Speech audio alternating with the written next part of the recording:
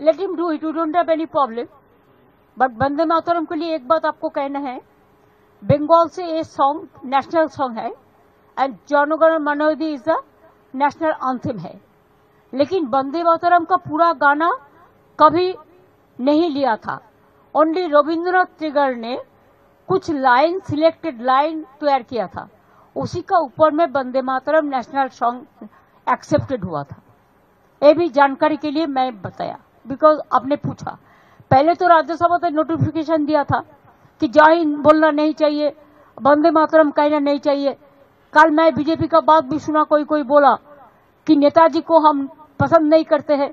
अरे तुम नेताजी को पसंद नहीं करते हैं, गांधी जी को नहीं करते हैं, राजा राम मोहन राय के नहीं करते हैं, तो किसको पसंद करते हैं?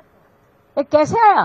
ये सब लोग जो देश को बारे में जिसको पता नहीं है, देशेर सम्बन्धे যারা জানে না, তারা নেতাজিকে অপমান করে, বঙ্কিমচন্দ্রকে অপমান করে, রবীন্দ্রনাথ ঠাকুরকে অপমান করে, বিদ্যাসাগরকে অপমান করে, রাজা রামমোহন রায়কে অপমান করে। এরা জানে বাংলার অবদান,